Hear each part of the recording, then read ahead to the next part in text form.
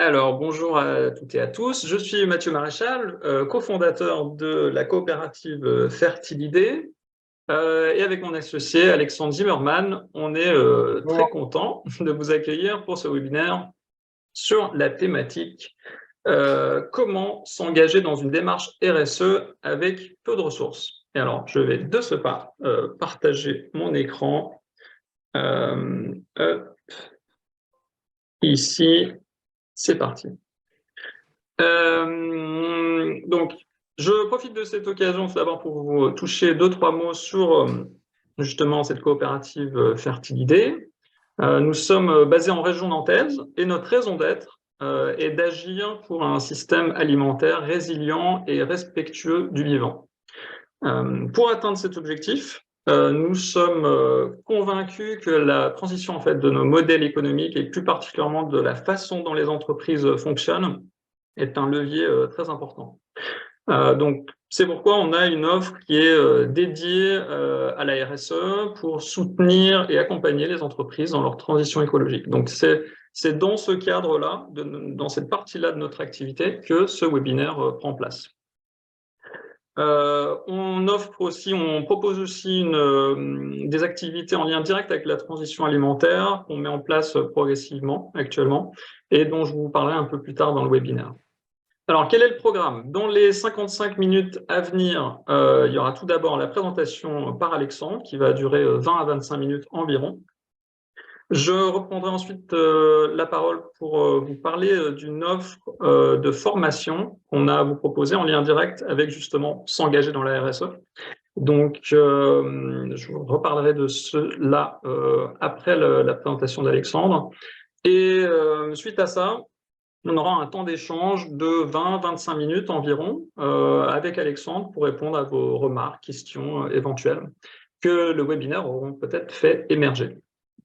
Et alors justement, sur ce plan-là, vous avez dans Zoom un bouton chat ou discussion que vous voyez ici représenté à l'écran.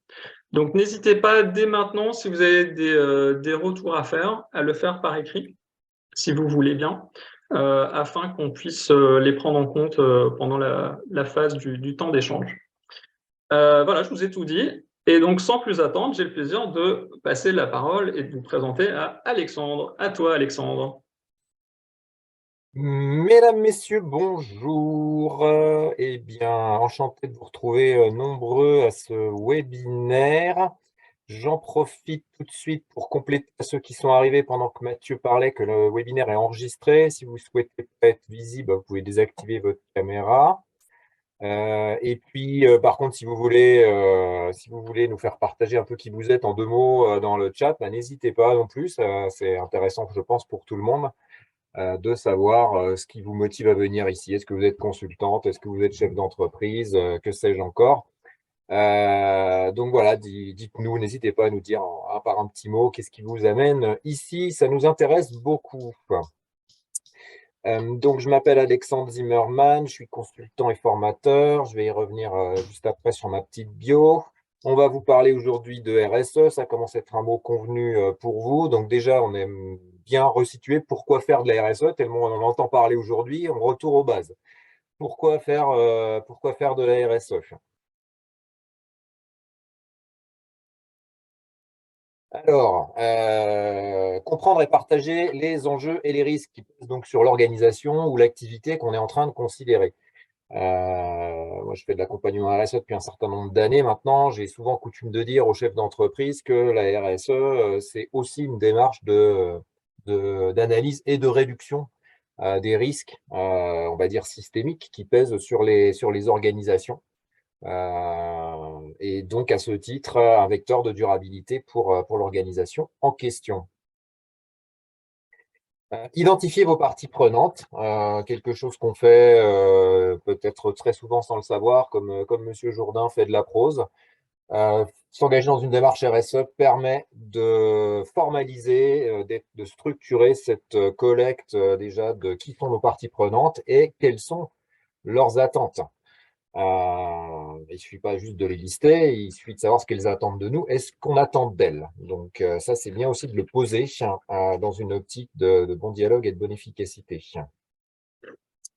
La motivation des collaborateurs, ça c'est quelque chose que vous avez déjà dû soit entendre, soit remarquer. C'est un sujet qui monte dans les agendas de tout le monde, au niveau sociétal en général, et y compris au niveau des collaborateurs, peut-être en particulier des jeunes générations.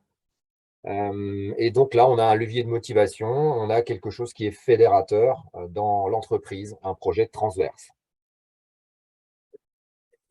Attirer les talents, donc les attirer, les garder, tout ça, ça va un peu dans le même registre, hein, par quelque chose de différenciant qui commence par donner du sens à ce qu'on fait. Là, on vous a présenté Fertilidé en commençant par quelle est notre raison d'être, mais on pense que c'est très important de présenter une organisation, quelle qu'elle soit, entreprise, collectivité, aux autres, en commençant par ça, par la raison d'être. Pourquoi on se lève le matin, quel est le sens de notre activité.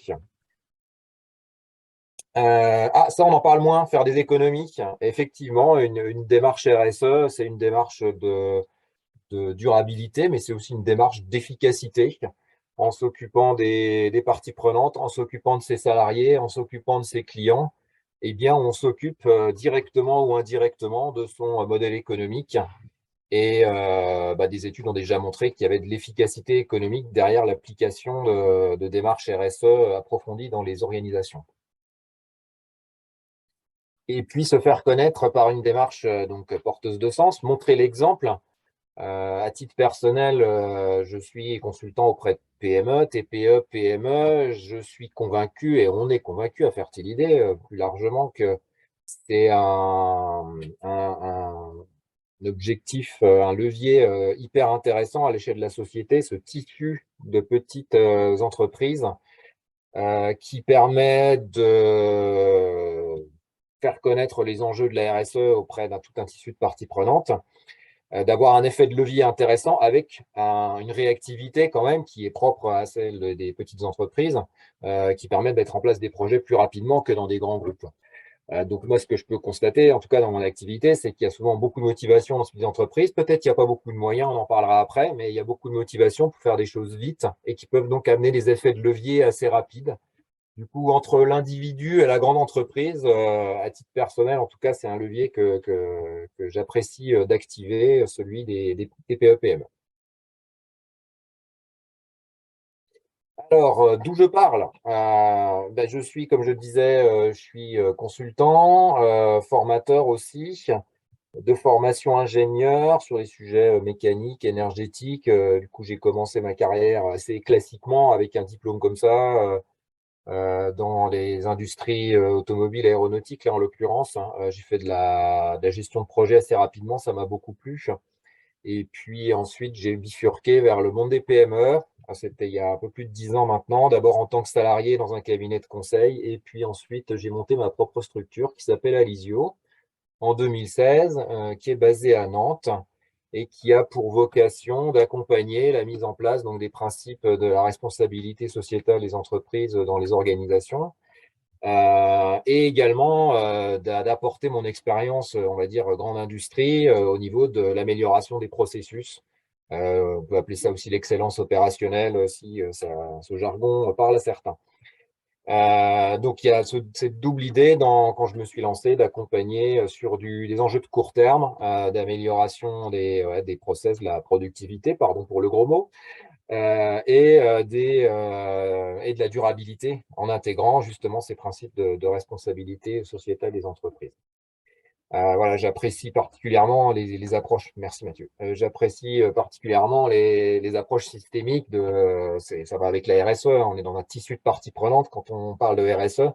Et donc, par la force des choses, on a une approche système sur les choses.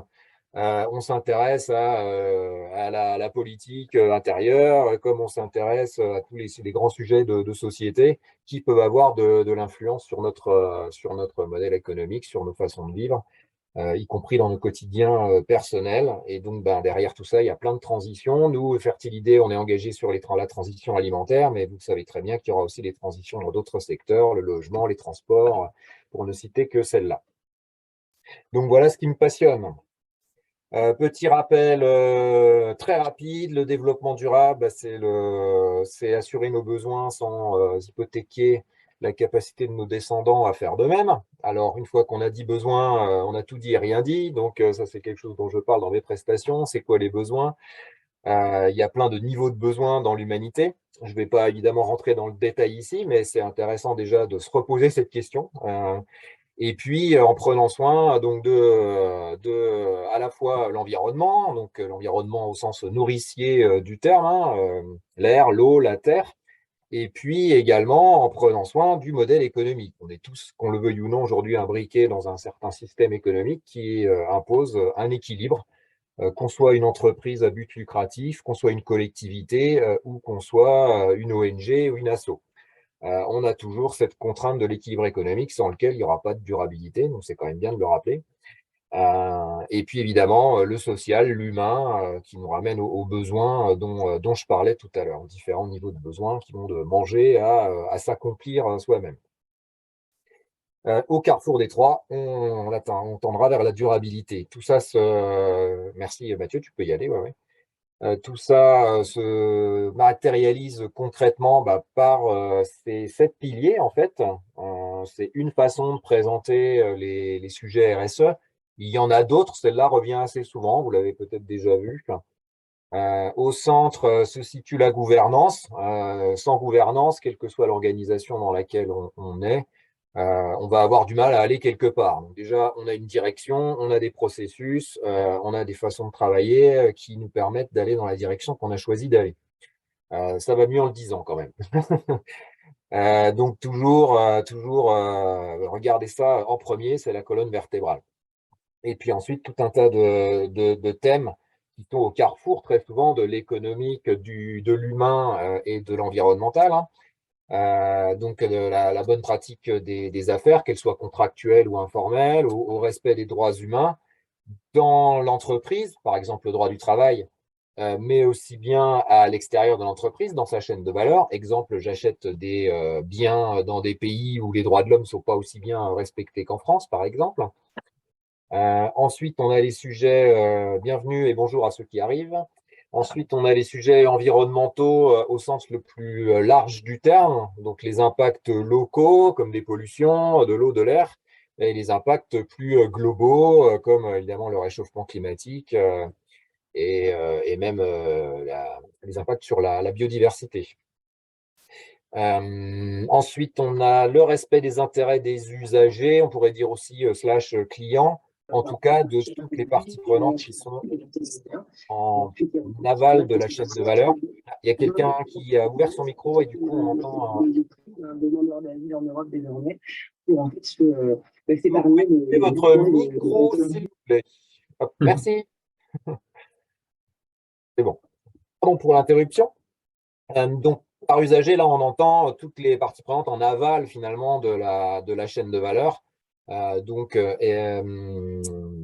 Les clients directs, mais aussi les clients finaux. Là, on raisonne vraiment en cycle de vie.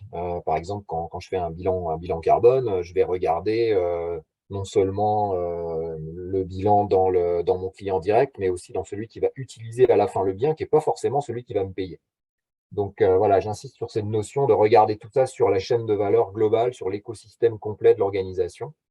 Et justement, ça s'articule bien avec la contribution au développement territorial qu'on peut entendre à plein d'échelles, à l'échelle ultra-locale, comme à l'échelle, par exemple, de la nation, voire dans notre cas de l'Europe, par exemple. Il y a des enjeux territoriaux qui sont à tous ces niveaux-là. Et puis, enfin, on revient dans l'humain, mais à l'intérieur de l'organisation, les relations et conditions de travail. Donc, la base de tout ça, c'est ce qu'on appelle encore hein, la QHSE, finalement, qualité, hygiène, sécurité dans l'entreprise. Ça part de là. Et puis, petit à petit, on s'intéresse aussi plus également à l'état psychique des salariés, hein, dans quelles conditions on les met pour qu'ils donnent le meilleur d'eux-mêmes. Et ça commence par leur donner du sens et avoir une raison d'être dans l'entreprise d'ailleurs, parmi d'autres exemples. Donc voilà ce petit rappel. J'espère que je n'ai pas été trop redondant avec ce que vous saviez déjà, mais c'est toujours bien de reposer le cadre. Ensuite, oui, j'aime bien faire cette petite diapo sur l'attention sur la RSE. Très rapidement, attention, ne survendez pas la RSE. La RSE, il y a plein de gens qui en font depuis très longtemps sans savoir que c'était de la RSE. Donc, ce n'est pas une innovation de rupture. La RSE, c'est une façon de nommer c'est une dénomination pour un bon comportement, entre guillemets, quoi, que certains avaient déjà bien avant que ça soit formalisé de cette façon-là. Donc, RSE, c'est responsabilité, hein. Le R, c'est responsabilité. Il y a beaucoup de gens qui agissent en responsabilité depuis longtemps. Là, l'idée de la RSE, c'est vraiment de structurer, de systématiser cette approche-là sur tout l'écosystème de l'organisation. Donc, ne pas aller dire que c'est non plus un truc révolutionnaire, c'est aller plus loin dans ce qu'on faisait. Ça ne permet pas de s'acheter une bonne conscience, hein. Bon, je ne vais pas vous faire l'article sur le greenwashing, mais c'est pas parce qu'on fait de la RSE et qu'on l'affiche qu'on coche toutes les cases et qu'on a 18 sur 20 sur les 7 piliers qu'on a vus juste avant. J'aime bien dire aussi, et ça c'est la pratique qui me l'a appris, fais-le pleinement ou ne le fais pas.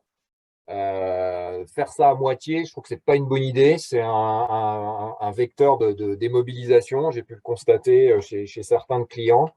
On fait ça par opportunité ou parce qu'à un moment, il y a une mode ou il y a une demande client.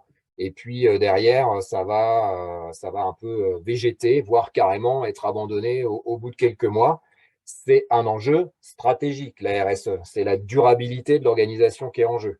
Donc, ça mérite de s'y engager pleinement et de façon continue, de façon intégrée dans la gouvernance.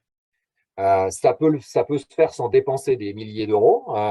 C'est de ça qu'on va parler juste après, mais c'est tout le temps là, tout le temps sur l'agenda. Revendique tes convictions. Voilà, on ne se cache pas, on veut agir en responsabilité. On doit le transmettre à son équipe et à ses parties prenantes. Pourquoi je fais ça et sur la base de quelles valeurs, de quelles raisons d'être. C'est très important pour justement pour vos parties prenantes de comprendre pourquoi vous agissez comme vous agissez. Ça fait écho aussi avec leur pratique à eux, ça les aidera à engager une relation de confiance avec vous.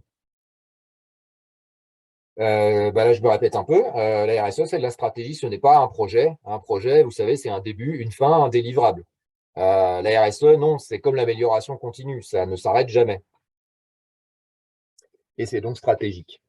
Et justement, appliquer les principes de l'amélioration continue sur la RSE, c'est une très bonne idée. Vous connaissez peut-être la roue de Deming, hein, le PDCA. Et c'est quelque chose que j'utilise dans mes prestations de façon récurrente. J'avais appris ça dans l'industrie, ça s'applique très bien à une démarche RSE et d'amélioration continue. Alors, donc, aujourd'hui, on voulait vous parler du jeu. La RSE m'intéresse, mais a priori, il me manque quelques cases. Enfin, j'estime qu'il me manque quelques cases, quelques ressources pour pouvoir me lancer. Souvent, c'est des freins un peu psychologiques qu'on se met. En fait, on peut se lancer sans forcément, comme je le disais, avoir le portefeuille bien garni ou avoir un équivalent temps plein entier à y consacrer. Donc, les ressources, c'est quoi? Aujourd'hui, on va parler budget, on va parler temps, on va parler compétences et on ne va pas parler matériel. Je le mets parce qu'on peut y penser, mais en fait, on n'a pas besoin de matériel proprement dit. J'entends dans le sens physique du terme. Pour faire de la RSE, on a surtout besoin de matière grise, d'énergie humaine et positive. Voilà, la motivation. Donc, j'aurais envie de dire, si on veut s'engager dans une démarche RSE, il faut tout de suite embarquer. Comme on dit maintenant, l'ensemble de l'équipe, déjà, c'est un minimum.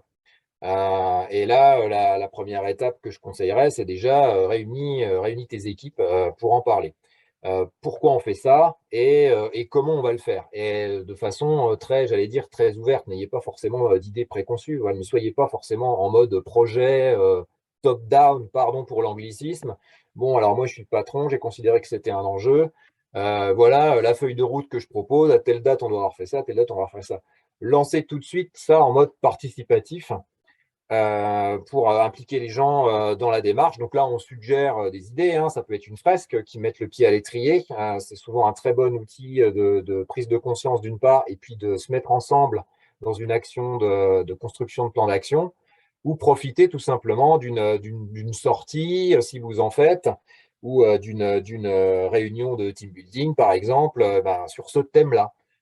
Donc là, l'idée, on ne va pas prendre plus de temps qu'on en fait déjà, ou très peu, mais on va vraiment consacrer un moment rituel existant de l'entreprise pour parler de ça en équipe, en collectif. Voilà un premier conseil, et évidemment, j'en reparlerai plusieurs fois sûrement dans la suite. Enfin,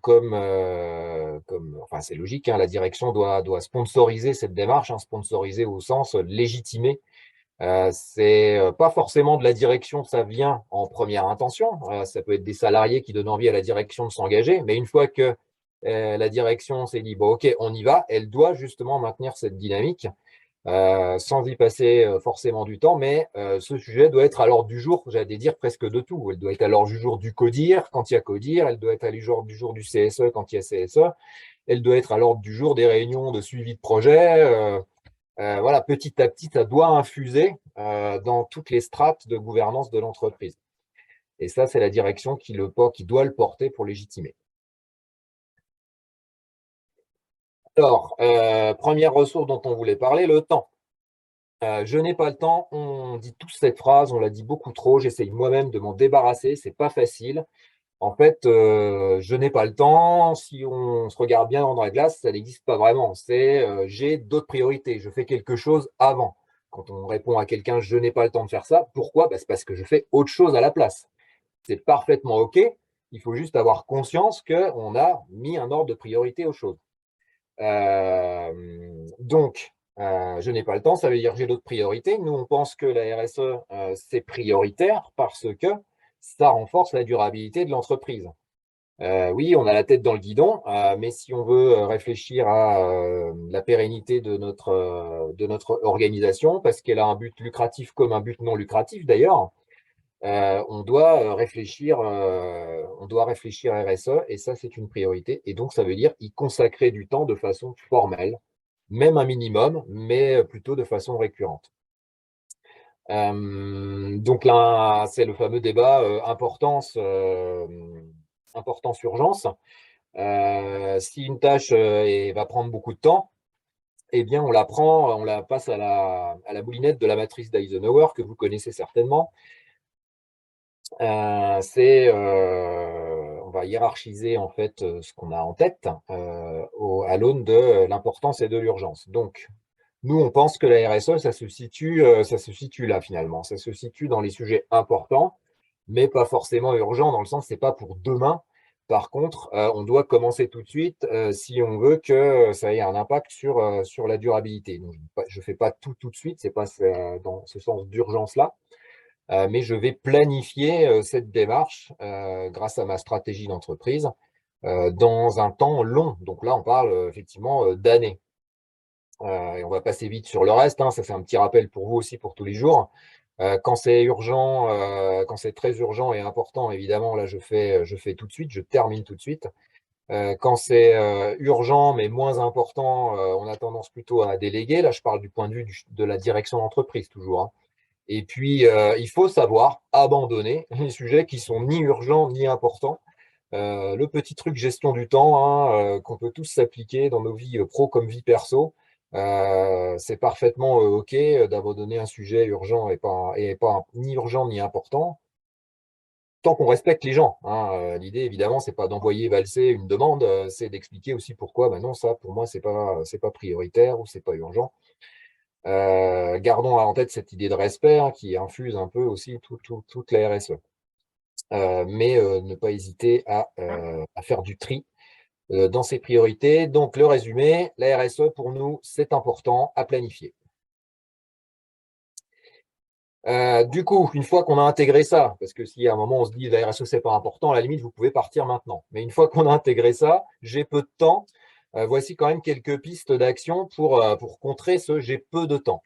Donc, on l'a dit, commençons par réunir les équipes. Ça peut être un cadre informel, comme on a suggéré tout à l'heure, comme un cadre plus plus formel. L'idée, c'est peut-être d'avoir pas trop de durée de réunion, mais d'avoir une fréquence assez importante. Moi, c'est ce que je constate qui est le plus efficace en fait dans une démarche de conseil en RSE.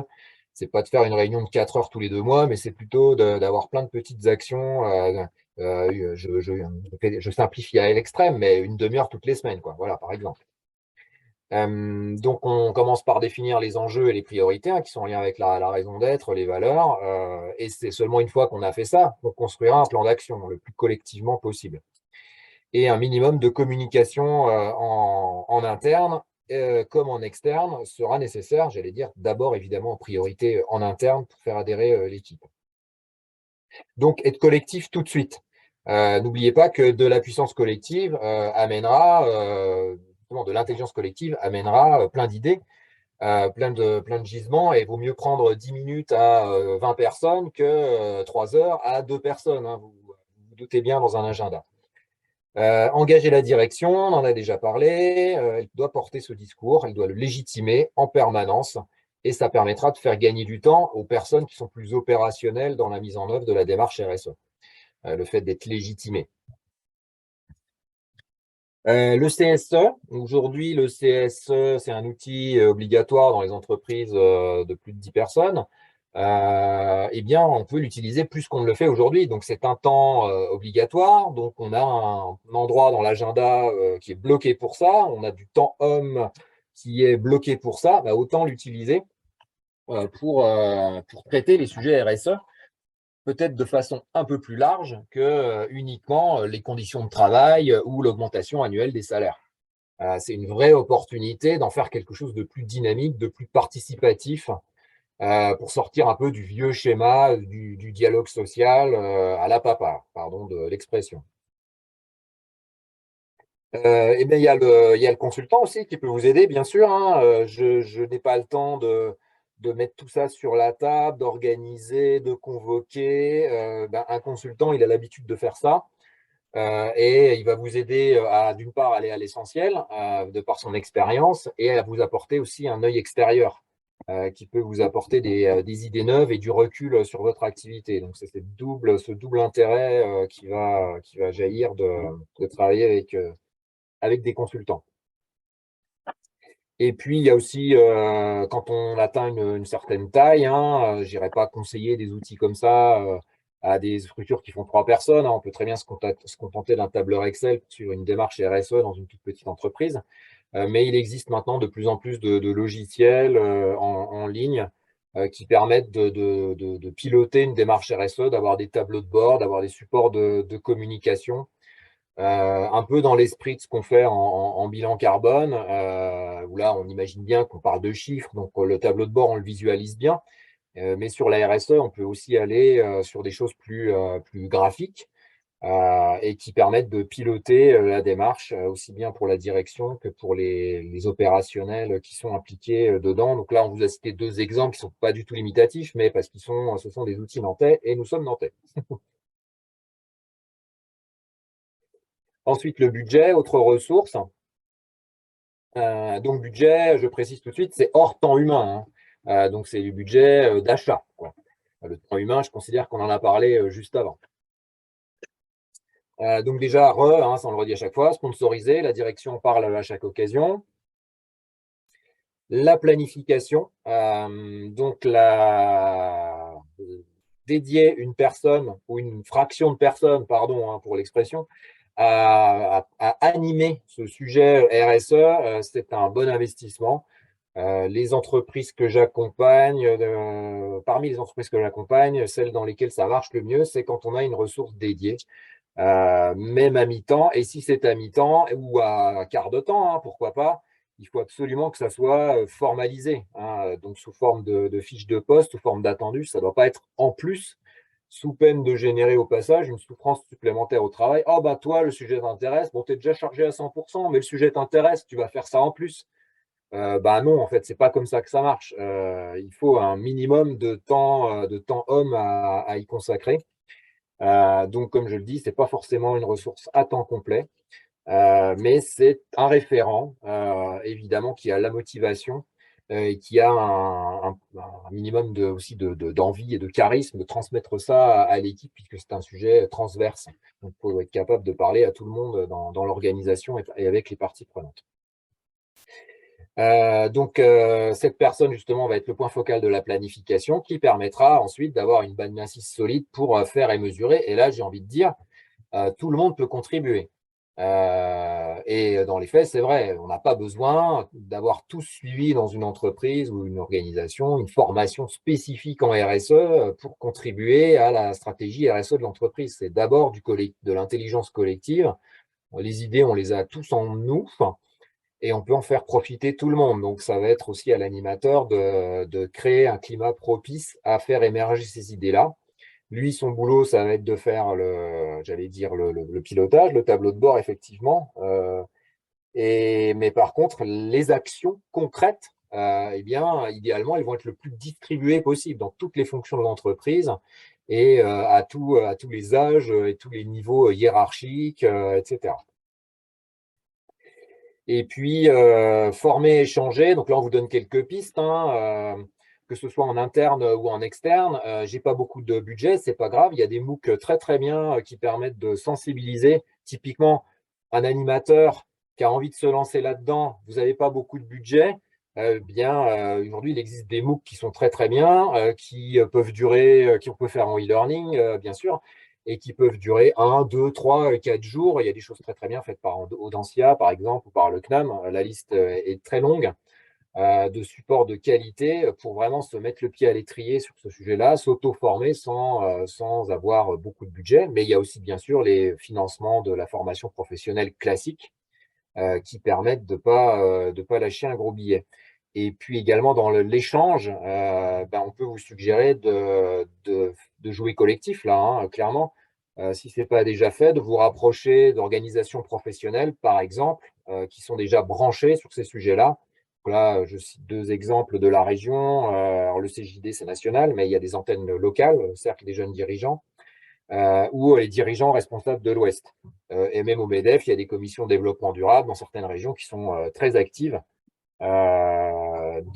Si vous êtes adhérent d'une organisation professionnelle et que vous n'êtes pas encore renseigné, n'hésitez pas à aller voir, à leur demander qu'est-ce que vous faites sur ce sujet-là en transversalité. Et puis le sujet compétences qui fait un peu le lien au précédent. Donc, on revient sur les sujets, évidemment, la formation. Donc là, il existe, à nouveau, je répète, les MOOC, mais bien sûr, beaucoup de modules de formation RSE, qu'ils soient généralistes, et on vous en reparlera tout à l'heure avec Mathieu. Nous-mêmes, on va avoir une offre de formation RSE généraliste sur 2 jours. Donc, de plus en plus d'organismes de formation vont sur ce créneau-là, mais aussi plus spécifiques. Donc, par exemple, on peut se former à la méthode bilan carbone, on peut former des référents VHSS dans les entreprises, ce qui est obligatoire maintenant, par exemple, pour obtenir des subventions dans le domaine culturel et sportif. On peut former spécifiquement aux risques psychosociaux. Il y a des formations qui sont également obligatoires pour les élus du CSE. Et puis des choses encore plus spécifiques sur les achats responsables, par exemple. Voire en allant jusqu'à la triple comptabilité, qui est un sujet, on va dire, d'avenir, la mesure du capital immatériel, hein, d'une entreprise. Les mots qu'on en a parlé, voilà quelques références que je vous laisserai consulter, mais en tout cas, moi, c'est des choses dont moi-même je me suis servi, hein, qui m'ont servi à me former. Venant de l'ingénierie, j'avais pas toutes les briques et je me suis beaucoup formé, notamment par des MOOC. Et puis, on peut vous conseiller aussi quelques lectures assez systémiques comme la perma-entreprise ou l'entreprise contributive, ou les travaux de Timothée Paric, par exemple, qui a fait une thèse assez copieuse sur le sujet et dont Mathieu est fan. Puis moi, là, c'est plus mon orientation ingénieur.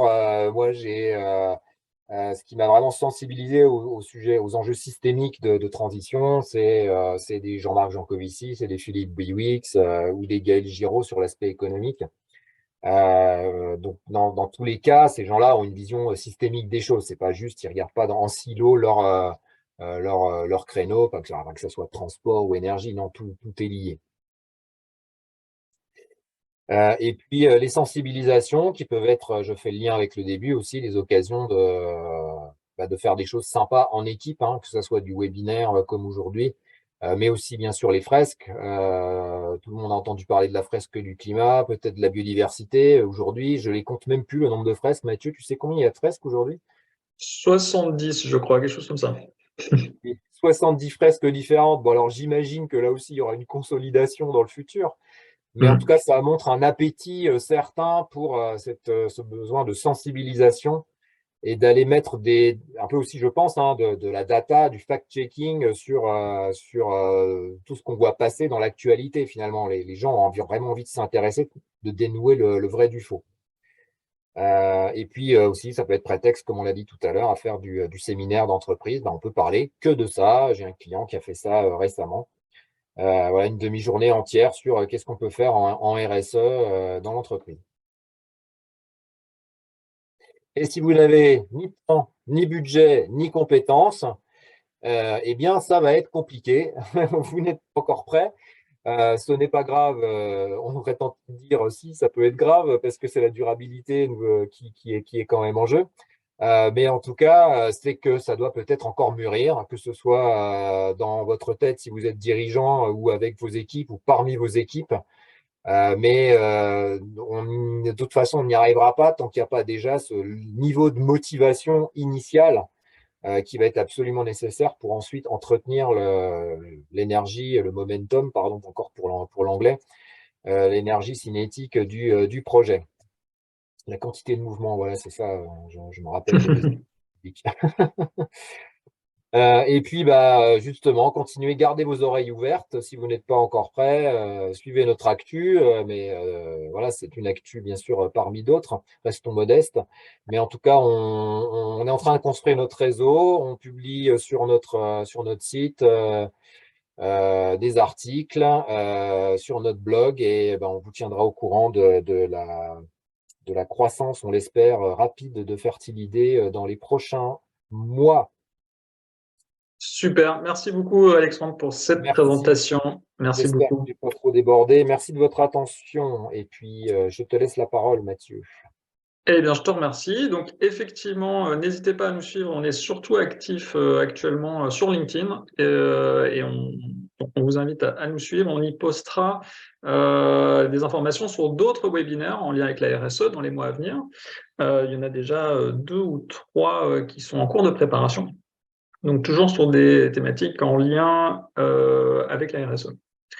Alors, je me permets de vous faire 1 minute chrono sur notre offre Fertilidé avant de passer au temps d'échange. Donc, voici comment on aide les entreprises et on réalise notre raison d'être. D'abord, sensibiliser. On a une offre de fraises du climat, fraises du numérique, des ateliers de sensibilisation.